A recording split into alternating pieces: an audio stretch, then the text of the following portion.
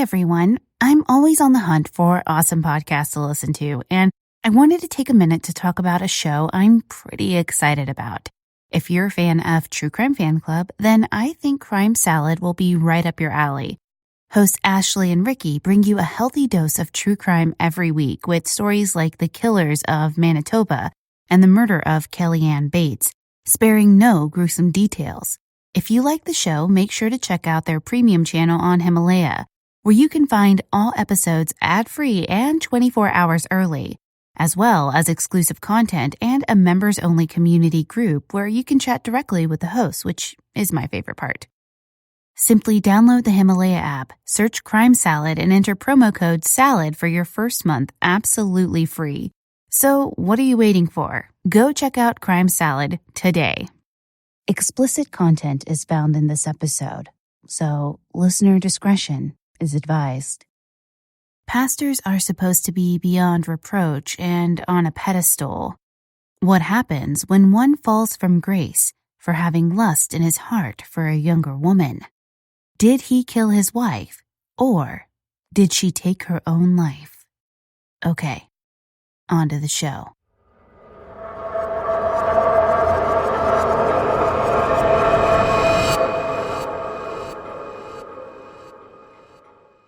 Matt Baker met Carrie Doolin at Baylor University in 1994. The pair had a whirlwind romance, falling in love and marrying within 3 months. Although some folks say it was a byproduct of being a good Southern Baptist, really wanting to have sex, but not until they were married. Carrie went on to graduate from Baylor University, then received a graduate degree from Dallas Baptist University. Carrie was a teacher at Spring Valley Elementary School and an adjunct professor at Tarleton State University. She was a member of the Crossroad Baptist Church in Lorena, Texas, where her husband, Matt Baker, preached.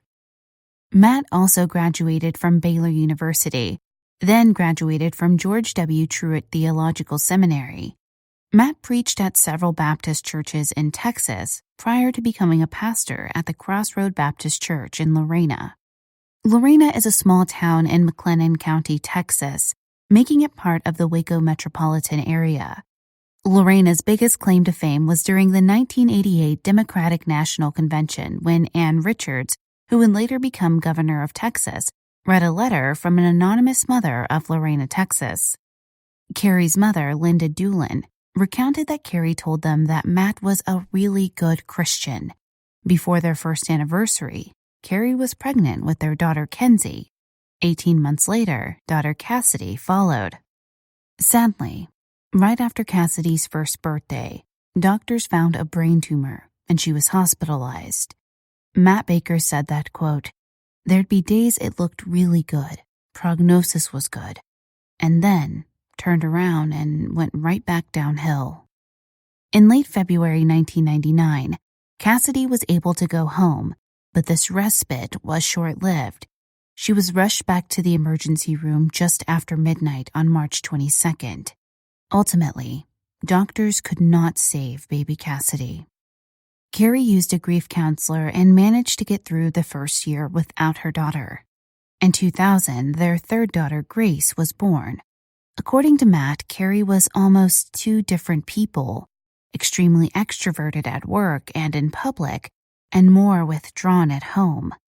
Matt claimed he was Mr. Mom and took care of the kids at home. He said that in the weeks leading up to the anniversary of Cassidy's death, she always struggled more between the two of them, and he felt that he was left to pick up the pieces. Matt claimed that in 2006 it was worse than ever before, so he took Carrie to a doctor. Carrie was diagnosed with depression and prescribed antidepressants. Matt said that Carrie did not agree with the diagnosis. He said that on the way home that day, Carrie had a meltdown and started hyperventilating. She allegedly tried to open the door as he was driving 50 miles per hour down the road. She said she needed fresh air. He didn't think it was a suicide attempt, just that she lost it for a second. Later that week, on April 7th, Carrie had a job interview for a new position at a junior high school. Matt said Carrie was nervous, although several of her friends and coworkers said that she was excited. Matt said Carrie didn't feel well after the interview, despite one coworker saying she gave him a high five and said the interview went great. Even though Matt said Carrie felt bad, she allegedly drank a wine cooler that night and around 10:30 p.m. asked her husband to go gas up the car and rent the movie When a Man Loves a Woman, the movie they watched on their first date. So according to Matt Baker, around 11 p.m., he left the house, filled up the car with gas, and then went to the video store to rent the movie. When he returned home, the bedroom door was closed and locked, so he got a screwdriver and popped the lock. He opened the door and saw Carrie naked in their bed. He called her name, but she did not respond. He called 911 at 12:01 a.m. and said that he believed his wife had committed suicide. As he was calling 911, he decided he didn't want first responders to see her naked, so he dressed her.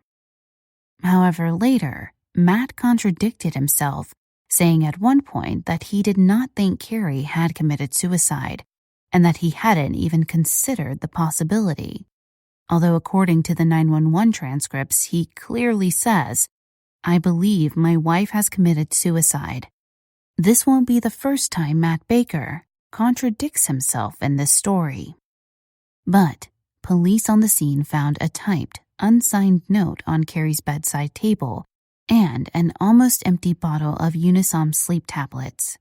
They concluded from these scant clues that she had indeed committed suicide. The justice of the peace did not even visit the scene and pronounced Carrie dead over the phone. Therefore, an autopsy was not conducted on Carrie Baker. A short time after Carrie's funeral, her maternal aunts paid her mother, Linda, a visit. They did not believe Carrie had taken her own life. It was inconceivable to them that Carrie would leave her small children to be raised by their father.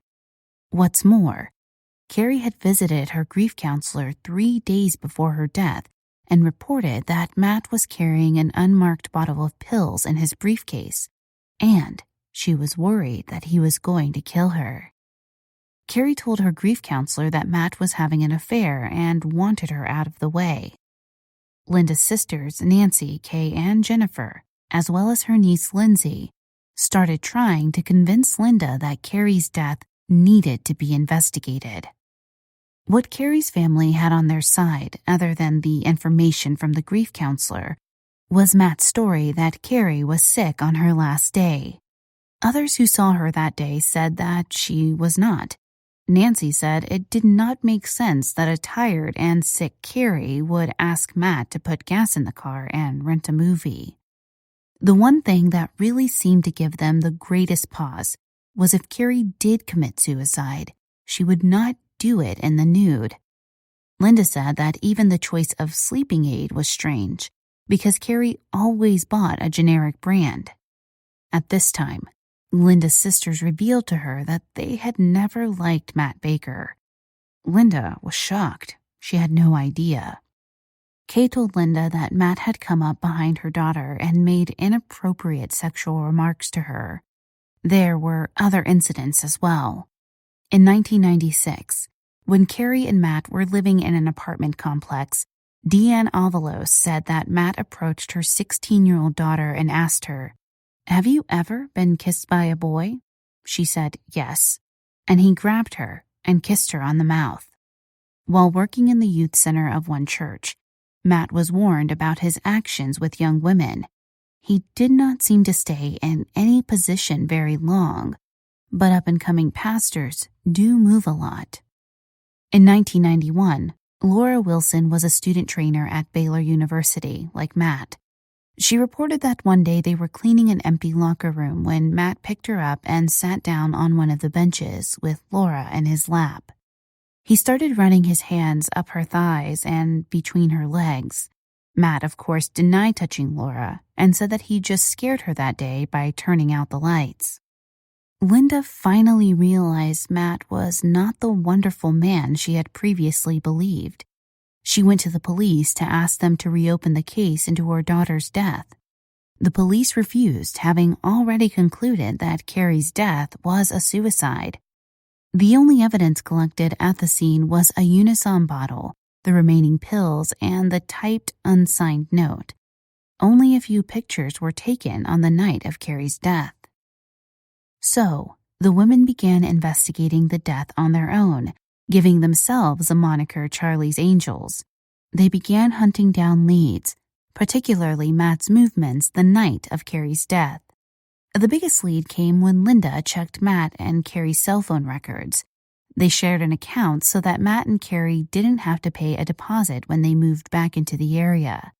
10 days after Carrie's death, Linda noticed that someone was using Carrie's phone. Matt had given the phone to Vanessa Bowles. Vanessa Bowles was a young, recently divorced mother who attended their church. Vanessa's father had been the music minister at the church but had recently left. We'll talk more about Vanessa towards the end of the episode. Additional allegations of misconduct continued to surface.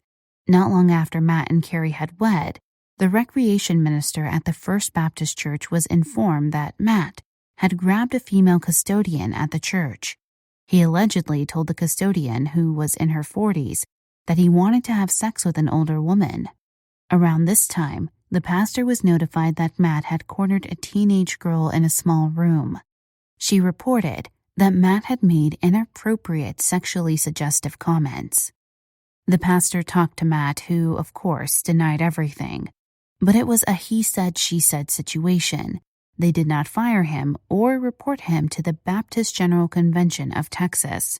Baptist churches have no rules that require a church to inform the convention if one of their pastors has misbehaved.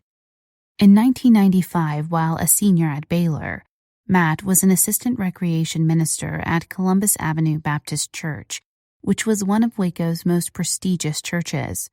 After he graduated, he worked part-time as the youth and music minister at the First Baptist Church of Robinson, just outside of Waco. To make extra money, Matt ran an after-school program at the local YMCA. In June 1996, 2 months after Kenzie was born, he was fired. The director had received written complaints from 4 young female employees. All of these stated that Matt had sexually propositioned them. One of them said Matt asked her to meet him in the attic because, quote, "I'm horny and I want to have sex with you right now." Another said she was meeting with Matt on business when he suddenly touched her pants near her genitals and said, quote, "I just want to fuck you right here, right now." He also put her hands on his crotch. According to Matt, these were all misunderstandings. He said he had simply advised one of his female counselors to stop discussing her sexual exploits at work, and this is what caused the confusion around his alleged sexual harassment. Matt and his growing family moved around frequently. In 1998, Matt left Pecan Grove to become pastor of Williams Creek Baptist Church in Axtell, another town close to Waco. He expanded both the children's Sunday school program and the Wednesday night youth group. He was also very active in the community and invited everyone he met to visit the church. On Sundays, he spoke about a forgiving God rather than preaching hellfire and brimstone. According to one of Carrie's friends, she was the perfect pastor's wife with this vibrant spirit you could feel radiating across the room. She was in charge of Bible study groups using Beth Moore's works. Beth Moore is a well-known evangelist and author who is also the founder of the Living Proof Ministries, a Bible-based organization for women. She told everyone her door was always open. One young man, who had struggled with his homosexuality, later wrote Carrie's mother to let her know Carrie saved his life. Carrie had thrown her arms around him and told him, "God will love you always, always." Carrie did not seem too bothered by any of the complaints against Matt, although she knew of a few. This is likely because Matt often twisted the narrative to chalk up the complaints to misunderstandings. When Cassidy was pronounced dead at the hospital, Carrie just kept rocking her. At Cassidy's visitation, Carrie laid down on her casket and wept. Just a few days after Cassidy was buried, Carrie drove to the grave and began digging in the mound of dirt with her bare hands. Their church at the time, Williams Creek Baptist, brought food by daily and also built a prayer garden in Cassidy's memory.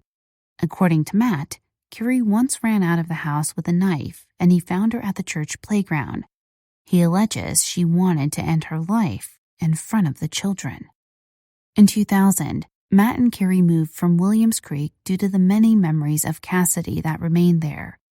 In 2000, he became a pastor of First Baptist Church in Rysel, another town near Waco, where Carrie gave birth to Grace.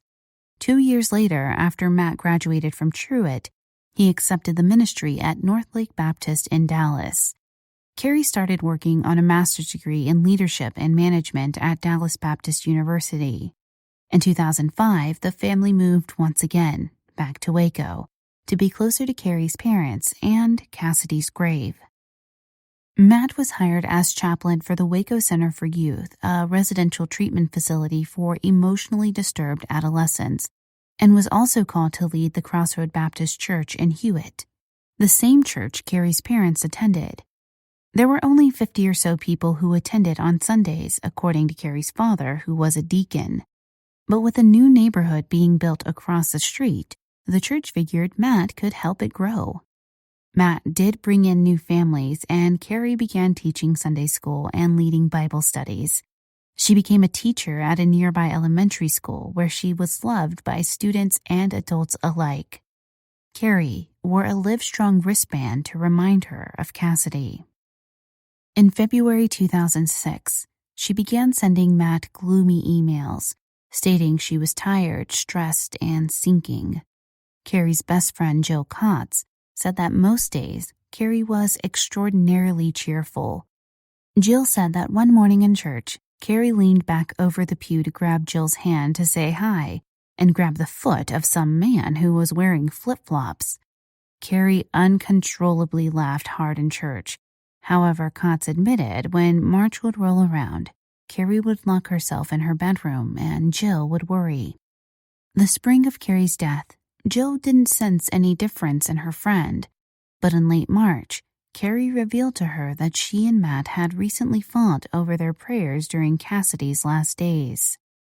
Matt had prayed that God would remove Cassidy's cancer and let her live. Carrie prayed that God would not give Cassidy more pain than she could handle, even if it meant that God took her to be with him that spring.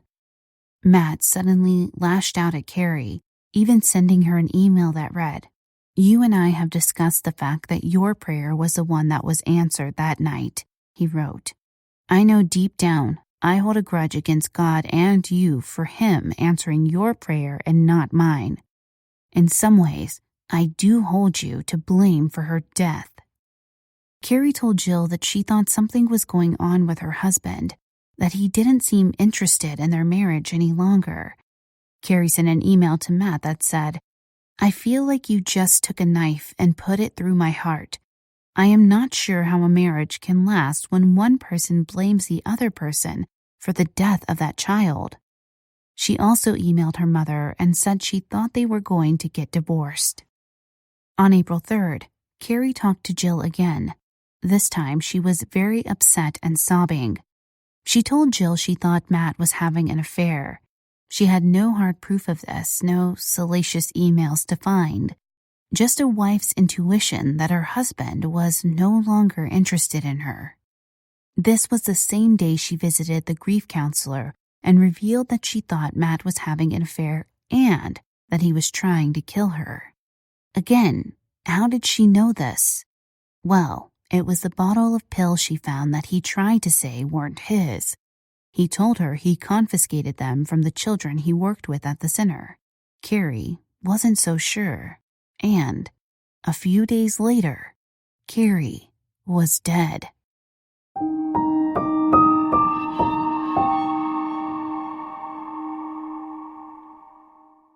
I have a scenario for you. Say I give you a task to pick out a wine you're going to love, but there's a catch. It has to be one you haven't had before. So where would you start? Let me tell you a little bit about my new favorite company called WINC. That's WINC. WINC makes it easy to discover great wine because WINC's wine experts select wines matched to your taste, personalized for you, shipped right to your door, and starting at just, wait for it, $13 a bottle. There's nothing like coming home to a box of delicious WINC wine selected just for you.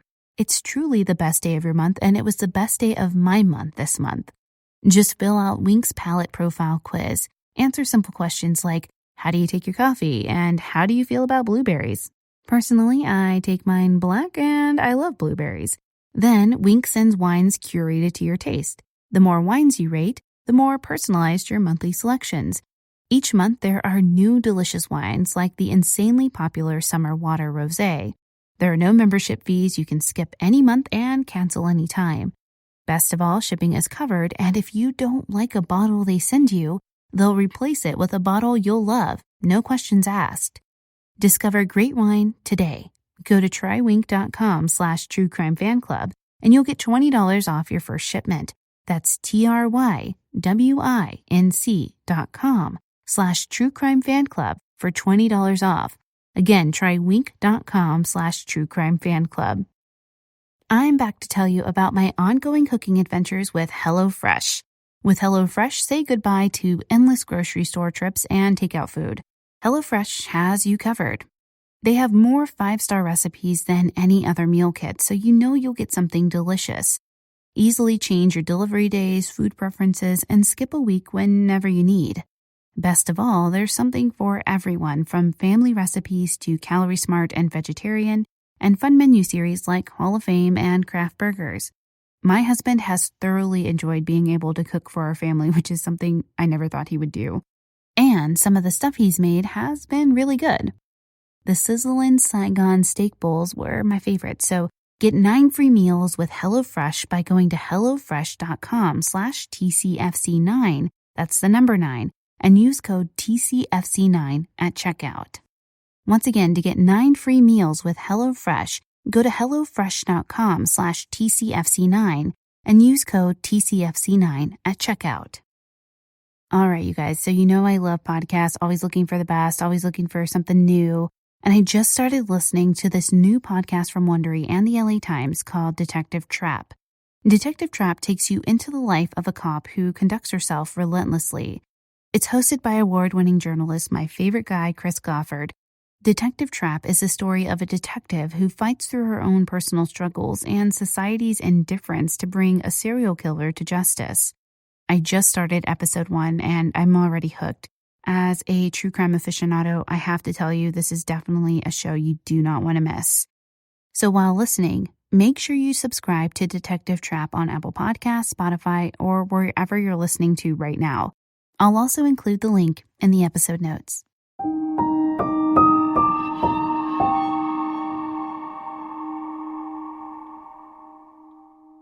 After the woman met with Carrie's mother, the Charlie's Angels, Lindsay, Carrie's cousin, went to Matt's house under the pretense of wanting a bracelet that Carrie used to wear. What Lindsay found as Matt searched for the bracelet was no pictures of Carrie anywhere, only a photo of Matt with Vanessa Bowles and the girls on the refrigerator.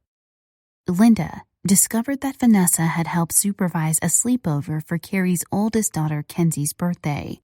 She also found on the phone bill that the two, Matt and Vanessa, had talked over 1,700 minutes in just 10 days. Linda said that it appeared he called her right after he took the girls to school and stayed on the phone with her most of the day. Linda hired Bill Johnston, a former federal prosecutor, and his team of investigators to look into the case. 3 months after Carrie was buried, her body was exhumed and autopsied. The autopsy offered no definitive proof of how Carrie died, but there was evidence of Ambien in her muscles. Photos taken the night of her death also showed discoloration around her nose and lips, indicating suffocation. The justice of the peace reversed the cause of death from suicide to undetermined. Bill had Matt Cawthon, a Texas Ranger, look into the case. Cawthon then went to the Hewitt PD and said they needed to reopen the investigation, or the Texas Rangers would look into it. The PD finally opened the case. Once the police reopened the case with a ruling of undetermined as the cause of death, they discovered multiple internet searches for Ambien on Matt's computer network. However, investigators could not search Matt's computer. It was missing and had been replaced with his secretary's computer. The ID stickers had also been swapped. Matt had no idea who had taken his computer or why. Matt also said that the hard drive on his computer at home had crashed and was no longer working. He was asked by the investigative show 48 Hours about the pills in his briefcase, and he said they were Carrie's pills and that they had never been in his briefcase. Another contradiction. On September 21, 2007, Matt was arrested and charged with the murder of his wife, Carrie Baker. Matt hired high-profile defense attorney Guy James Gray. Matt told 48 Hours that Carrie suffered from severe anxiety in the last weeks of her life, but no one else saw it. Also, he gave conflicting narratives about what happened the night she died. Once, he told Erin Moriarty of 48 Hours that they had a conversation before he left and he kissed her on the forehead. A few months later, Matt told Erin that Carrie had just rolled over and gone to sleep. Vanessa Bowles was the 27th person to testify in Matt's case. On January 19, 2010, Vanessa testified for the prosecution, being called their star witness by many. Vanessa told the jury she was raised a strict Southern Baptist and attended the Baptist-affiliated University of Mary Hardin Baylor. She met Matt in 2005 at Crossroad Baptist Church in Lorena, Texas. Vanessa said Matt offered to counsel her through her divorce and began flirting with her quickly thereafter. He told her he had a vasectomy so he wouldn't get her pregnant, and he was STD-free. She asked him if he had done it before, and he laughed, calling his wife clueless, before admitting, "I did it once at Truett Seminary." Vanessa revealed that Matt wanted to murder his wife, but he needed to make it look like a suicide because divorce would ruin his career. He gave her the details of the crime but warned her not to tell because she would be guilty too. He told Vanessa he had promised Carrie a night of sex to include bondage. After he handcuffed her to the bed, he put sleeping pills in her drink. He kissed and touched her all over, although he never specified to Vanessa if he took Carrie's clothes off or not.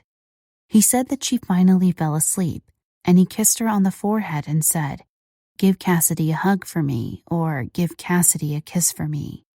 Matt then put a pillow over her face. Vanessa said that not long after Carrie's death, the pair went shopping for an engagement ring but did not get married.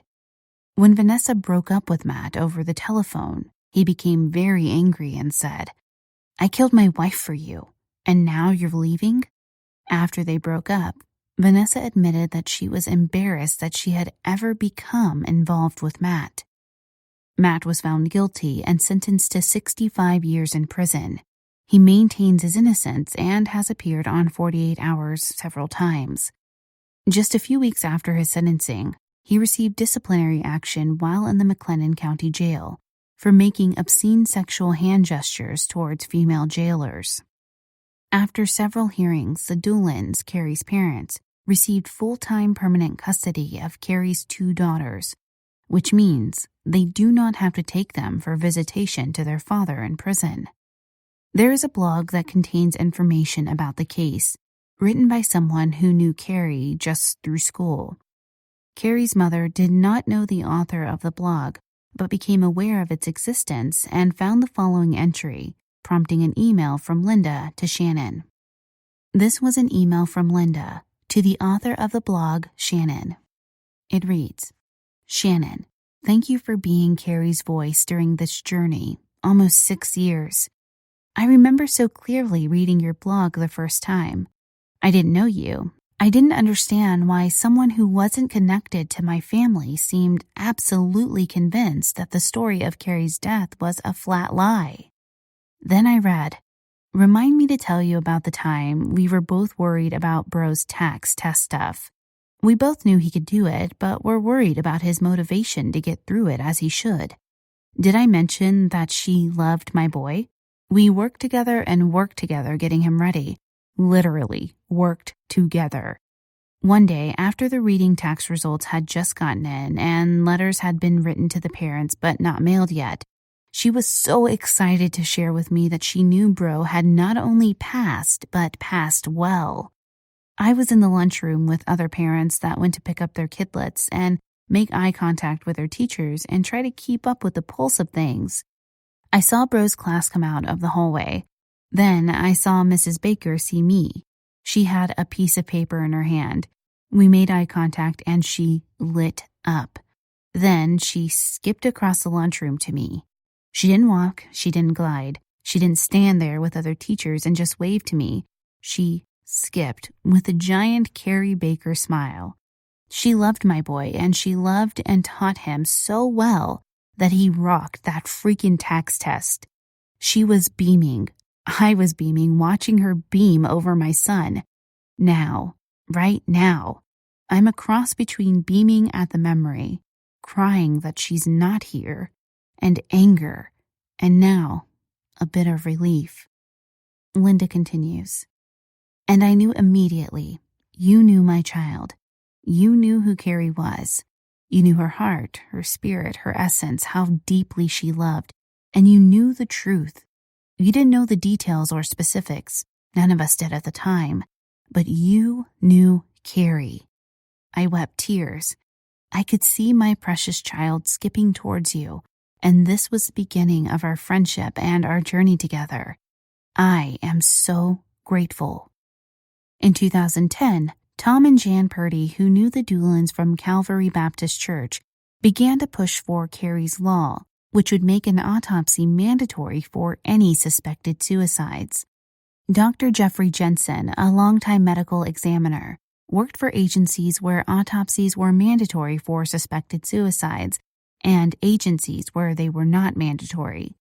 Dr. Jensen preferred to conduct autopsies on suspected suicide. Matt Baker is just one pastor of many in the Southern Baptist Convention who has been accused of sexual misconduct. The Southern Baptist Convention is an organization that was created to provide resources to local churches. That's just oversimplifying it, but that's the best way to put it. The SBC believes in the autonomy of each local church and therefore will not become involved if allegations are made about a pastor or other leader of an SBC church. An investigation that has spawned 20 years has revealed 700 victims of sexual abuse perpetrated by nearly 400 ministers and volunteers from the SBC. Again, Matt Baker is just one pastor, but there are hundreds more like him who believe their vows before God make them impermeable. Matt went a step too far and killed a precious mother, daughter, and teacher in the process.